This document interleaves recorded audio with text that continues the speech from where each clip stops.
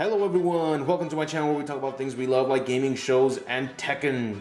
Today I'm going to be talking about 5 characters in the Tekken series that I think they deserve their own spin-off game like Nina Williams in Death by Degrees. Most newcomers to the Tekken franchise probably don't know this, but Namco once tried to make a spin-off video game known as Death by Degrees, which featured Nina Williams as the protagonist and even Anna Williams was in it. The game didn't receive the best scores, but that's a whole different story. But in my opinion, I really enjoyed it. But most of all, I loved the concept of taking certain characters from the Tekken franchise and giving them their own storyline. We should have gotten more of these, even though the first one didn't do so well. There's always room for improvement, so in today's video, I'll be sharing with you 5 characters from Tekken that I believe they need their own spin-off game. Now with that said, let's begin. Number 5, Eddy Gordo. After seeing that Eddy Gordo is always off on his own mission, I think it would really help and make sense if we knew what he was after.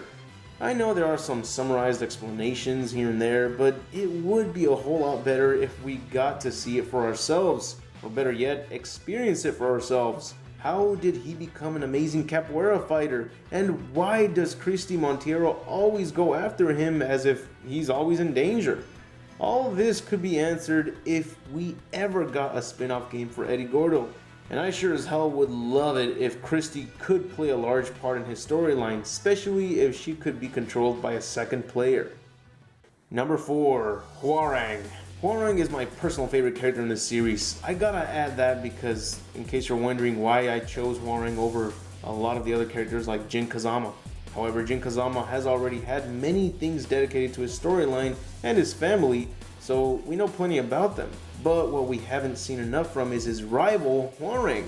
I'd like to play a game where we get to train with Bakudo-san and become a badass taekwondo fighter. Maybe we could even see what he went through in his days with the military. Maybe we could even escape it like he did in his storyline in Tekken 4 and 5.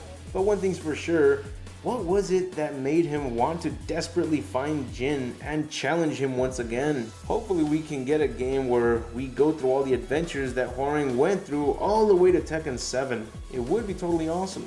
Now in Tekken 7, Hwoarang is wearing an eye patch, and I'm sure there's a description telling us how he lost his eye, but I think it would be a lot better to see it for ourselves.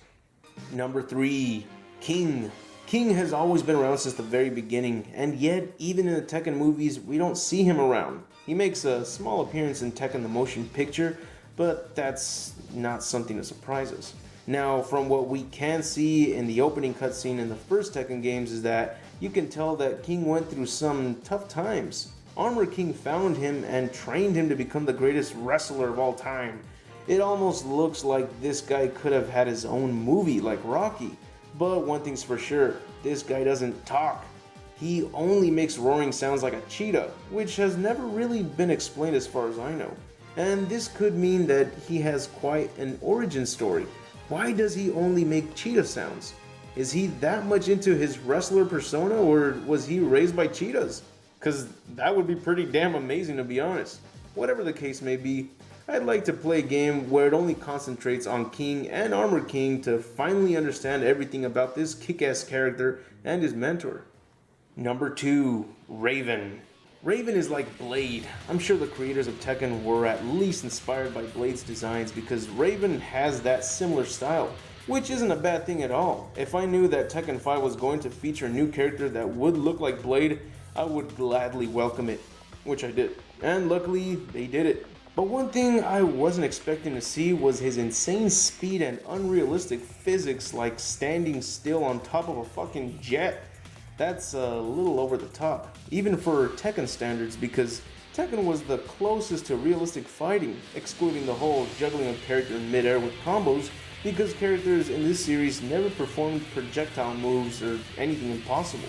But anyways, Raven came out of nowhere and proved to be stronger than most characters that were already in the series from the beginning. We don't know much about him, but he's always off on another mission, whether it's to inform his superiors of Heihachi's supposed death, or whatever his task may be. I'd like to see for myself what Raven does on a daily basis, including how he became this stealthy ninja. Number 1, Yoshimitsu. If anyone needs to have their own spin-off game, it would definitely have to be Yoshimitsu. He's always gotten a new design for each new Tekken game, and that's awesome, but I'd like to know why he has these different changes every time there's a new Tekken game.